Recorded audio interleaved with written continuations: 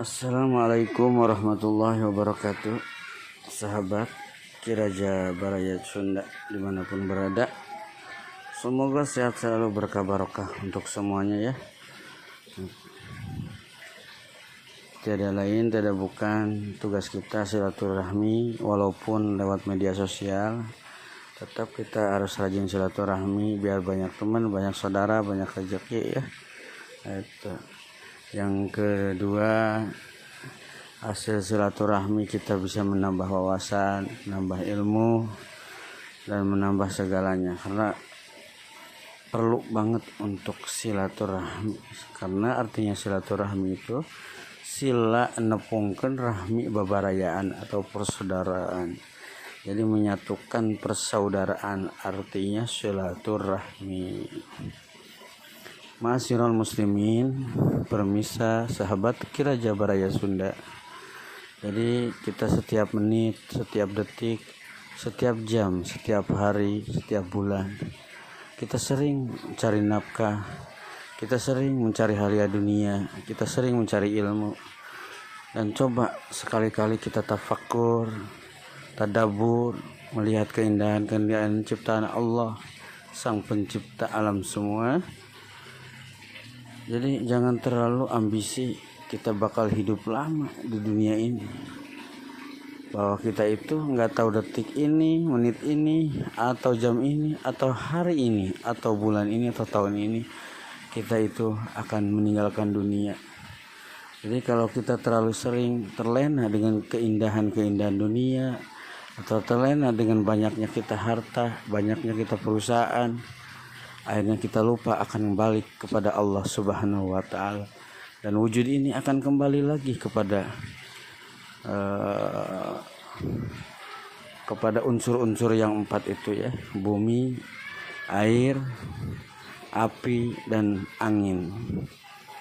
Ruh kita juga akan balik. Nah, kita harus yang dipikirkan itu bukan wujud kita, ruh kita ini balik ke Allah. Asalnya fitrah, harus fitrah ini gimana.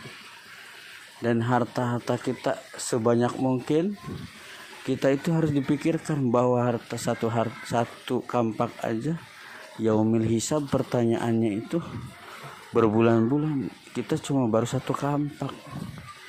Jadi ada satu riwayat, ada orang kaya di satu daerah meninggal dunia. Akhirnya seorang kaya itu sebelum meninggal, dia berpesan kepada anak-anaknya, "Hai anak-anakku, pada kumpul semua." Jadi seorang kaya ini, dia itu di kampungnya atau di desanya itu paling kaya sedesa itu atau sekecamatan itu. Nah, ini anak-anaknya dikumpulkan sama seorang kaya ini. Ditanya sama bapaknya, "Ini kamu sebagai profesor, kamu sebagai dokter, kamu sebagai polisi, kamu sebagai pengusaha." Intinya anak-anaknya itu orang sukses semua saja. Akhirnya ditanya, "Bapak udah menyekolahkan kamu dari semenjak TK sampai kamu jadi dokter, sampai kamu jadi polisi, sampai kamu jadi profesor, sampai kamu bisa jadi pengusaha. Nah, sekarang timbal baliknya apa ke Bapak?" Kata bapaknya, "Kalau seandainya posisi Bapak meninggal, apa yang kau lakukan? Apa timbal balik ke Bapak?"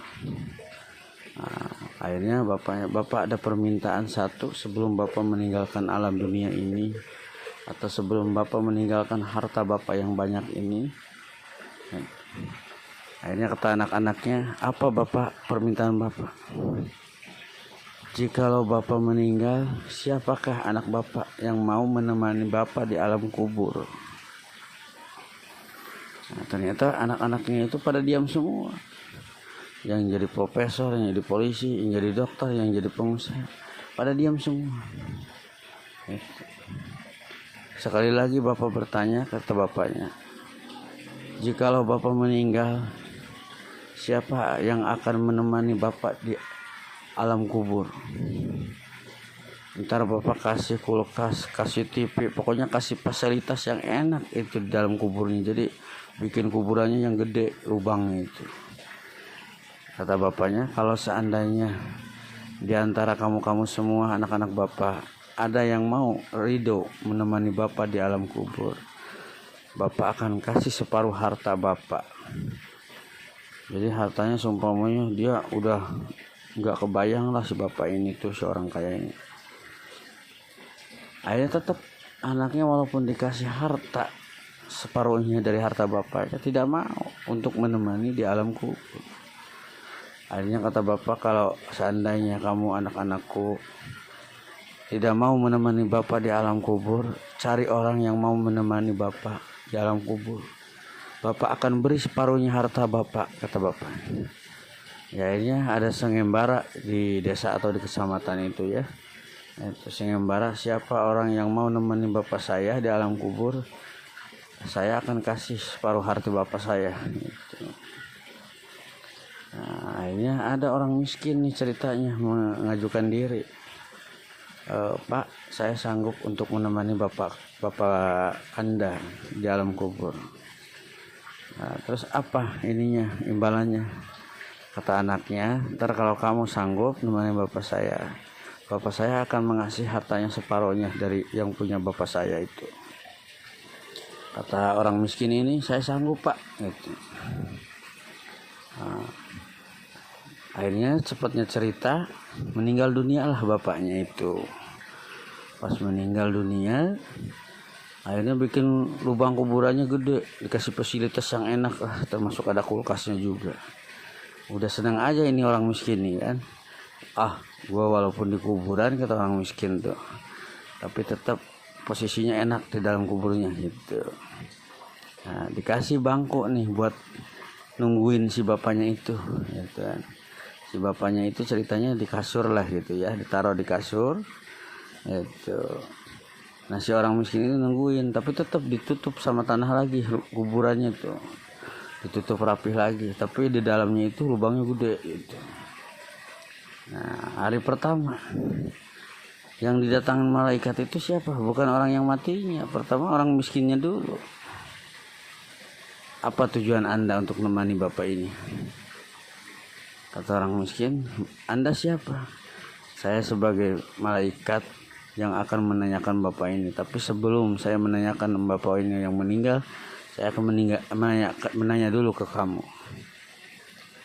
Itu kamu punya harta, pakai apa hartanya? Kata orang miskin, saya tidak punya harta malaikat gitu.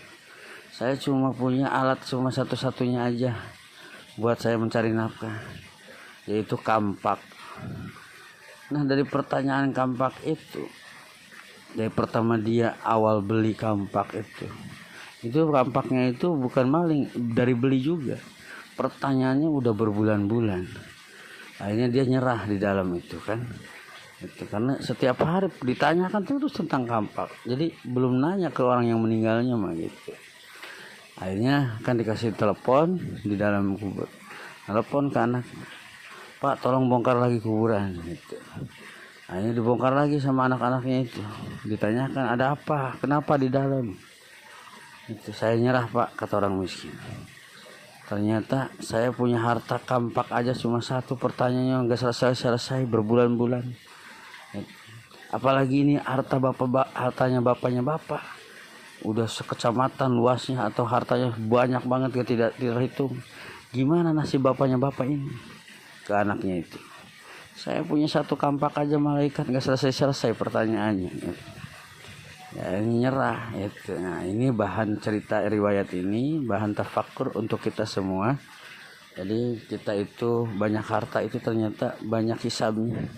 Semakin kita banyak harta, semakin banyak hisabnya, semakin banyak pertanyaan.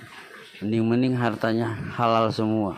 Kalau seandainya harta kita ada yang haramnya, harta kita hasil dari maling, harta kita dari hasil yang tidak bagus, ya itu di samping ditanya itu digebugin juga itu. Jadi ma'asyiral muslimin, pemirsa, sahabat Kiraja Baraya Sunda dimanapun berada, semoga kita mencari nafkah secukupnya aja. Yang penting kita cukup makan, cukup kebeli baju, cukup kebeli beras hari-hari. Ya, intinya minta sama Allah cukup aja. Itu dikala kita membutuhkan cukup aja. Kita butuh mobil ya cukup ada gitu ya. Intinya minta sama Allah jangan berlebihan, secukupnya aja. Ya, mudah-mudahan ada wasilah dan manfaatnya ini riwayat kepada kita semua, khususnya bagi al-fakir yang punya cerita Semoga disadarkan oleh Allah Subhanahu wa taala tidak lagi mau menumpuk-numpuk harta, karena semakin banyak harta semakin banyak hisabnya. Cukupkan sekian saja. Wabillahi hidayah wa taufik wa ridha wal inayah. Wassalamualaikum warahmatullahi wabarakatuh.